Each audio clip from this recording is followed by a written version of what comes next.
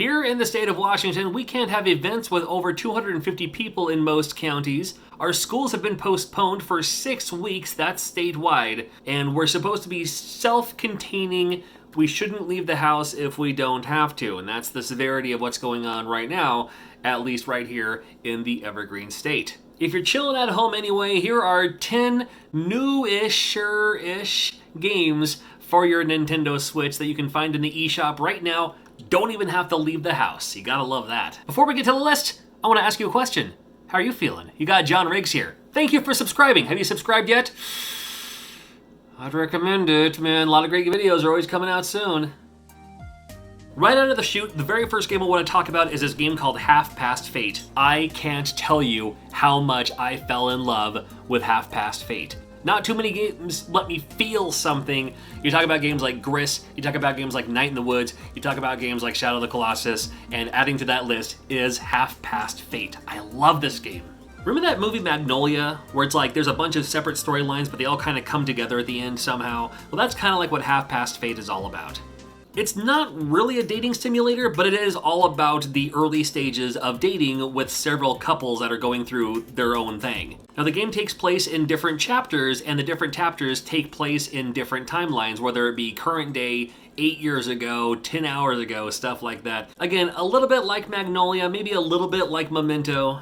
The chapters are kind of short, very playable. It's kind of a fetch quest where you look over somewhere and you find out what you need to do, so you gotta go do the thing to unlock the other thing, which gets you access to the one thing, which gives you the thing that you need for the thing.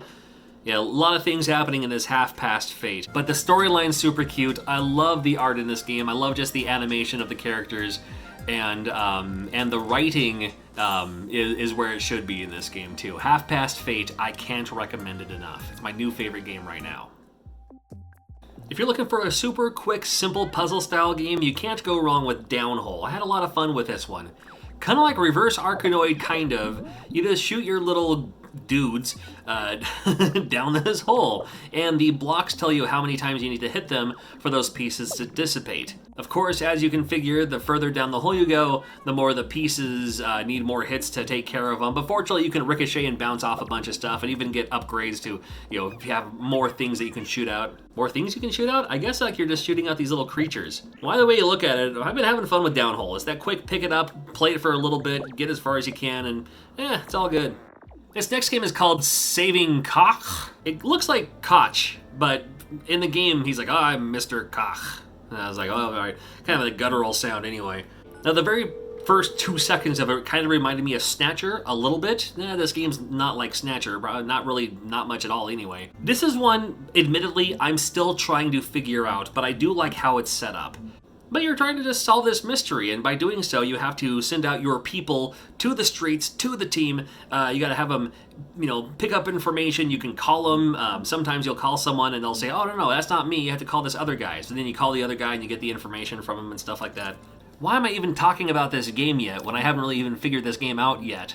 But what I've played so far, I'm intrigued enough, and it's one on my list for, hey, like I said, if I'm going to be self-quarantined for a while, I got time to figure out something. Saving Koch might be worth my while. But it's going to be hard to play more of this game when I'm too busy playing this game called Dandara?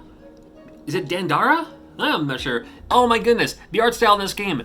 I love her natural, love her yellow scarf, and I can't wait to see more people cosplay as Dandara in the near future. Please, especially if you have the hair, cosplayers are, please. So Dandara, let's be honest, it's another one of these games that looks like this kind of game.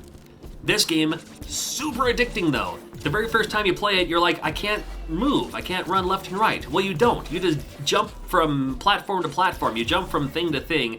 There is no up, down, left, right. You just keep going, man. Naturally, there's going to be obstacles in the way, and you do have a chance to throw out your little fireball type thing. Dare I say Metroidvania? Well, I will, because it is a Metroidvania style game. However, instead of, like I said, running left and right and jumping, you're just, jumping or, zooming from platform to platform or zooming from thing to thing as you keep going. And you'll get upgrades along the way, of course you will. The exploration in this game is fantastic. I mean, there's so many different directions you can go. You do get a map later on. It'll kind of show you where you've already been. But I just love the extra elements and levels to this game. Looking forward to playing a lot more of this game too. And just the art style alone, man, I can't get over how awesome this is. One of the great things with the Nintendo Switch is they're releasing like arcade games on it, and Sega releasing their own arcade games, including Fantasy Zone, one of my favorites. Now, Fantasy Zone has been around on the NES and the Sega Master System and stuff like that, but this Fantasy Zone, I mean, this is the arcade version. This is like, to me, arcade perfect, and I gotta love that. Now, if you've heard of Fantasy Zone, or maybe you haven't really played it, but you've seen the characters before, it's really just like this side-scrolling shooter. You have to shoot these little base-type units. You get money along the way, and you can shop in the shop for upgrades for yourself. And once you kill all the bases, then you kill the boss and you move on to the next level. But there's something just cute and charming about this Fantasy Zone game. I love the colors in it. Just can't get enough of it. Glad it came out finally for the Nintendo Switch. And if you're grabbing that, you may as well grab Shinobi while you're at it too. Shinobi features a cool feature that didn't exist in the arcade. You can actually start the game with your powered up upgrade if that's going to make it easier for you. It certainly does for me. And this is not your Tengen Shinobi, just like it's not your Tengen Fantasy Zone. This is your arcade Shinobi, and you gotta love that. Another thing I love about Shinobi, has the rewind feature. Now naturally, with all these upgrades and with the rewind feature, I beat it the first time I played it because I never had a chance to beat it in the arcade, but I could beat it here, and it was worth the price of admission just for that alone. The cool thing about the rewind feature too is I finally got a perfect in this bonus level. I'm not too good at it, so with the rewind feature, I'm able to predict exactly where they're going to be for some mysterious reason. If you're into RC cars, you might want to check out Little Racer, because it's not quite like a racing game. And when I say it's not quite like a racing game, it only features two buttons, which are your shoulder buttons. One of them's to accelerate, the other button moves from lane to lane. And if you're familiar with RC cars, you can't just put your pedal to the metal, so to speak, because you will fly off the track, just like these guys fly off the track.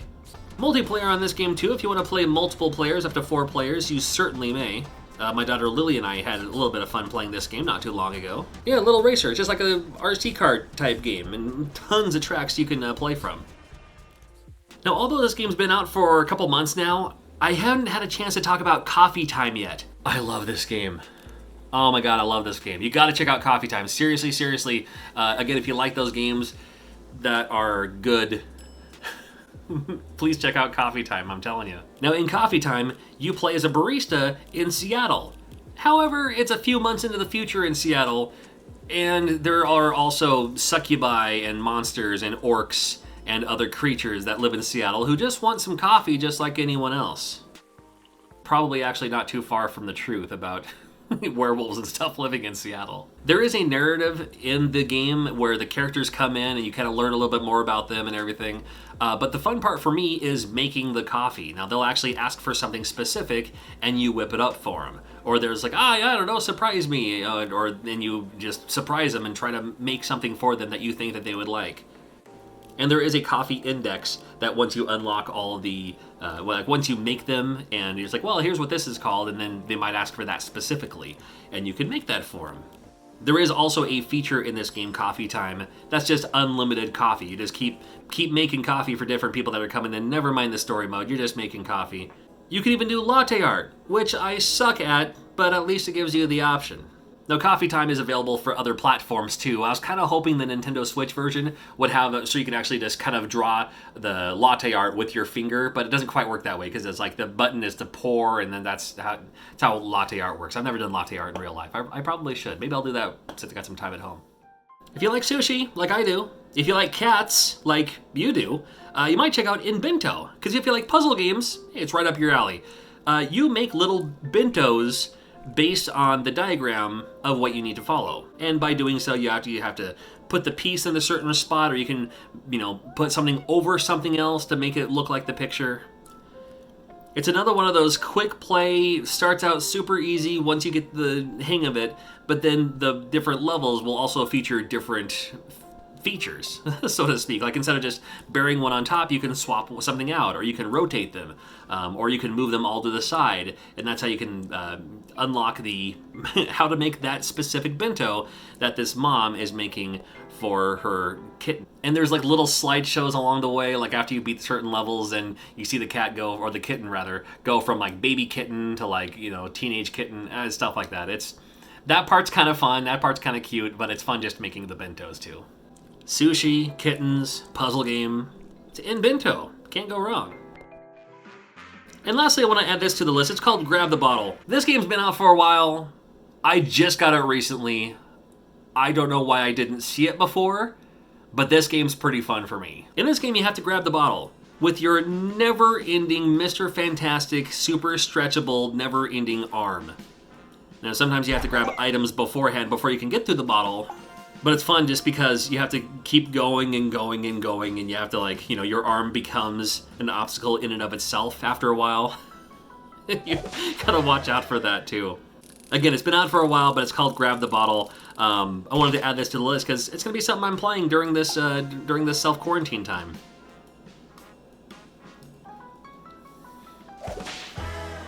There are so many great Switch games out there. I want you to tell me what games you're playing right now on the Nintendo Switch. We'll see you real soon.